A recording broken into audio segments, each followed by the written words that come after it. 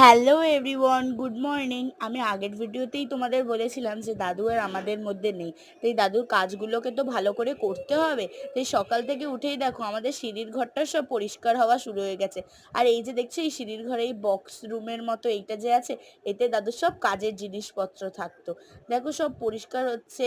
এই দেখো এই ঘরটাও পরিষ্কার হয়েছে, আমাদের গাড়ির ঘরটা। আর এখানে মা সবজি কাটতে বসেছে। আমাদের এই সময় আমাদের পাশে তো কেউই ছিল না।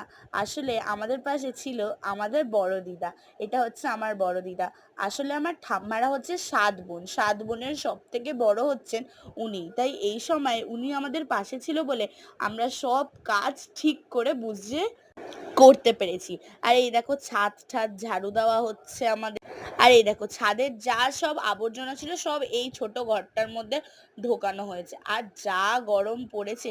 আর এটা হচ্ছে মালসার উনুন, মালসায় যাতে জাল দেওয়া হবে। তো আমার বড় দিদা বানাচ্ছে এটা।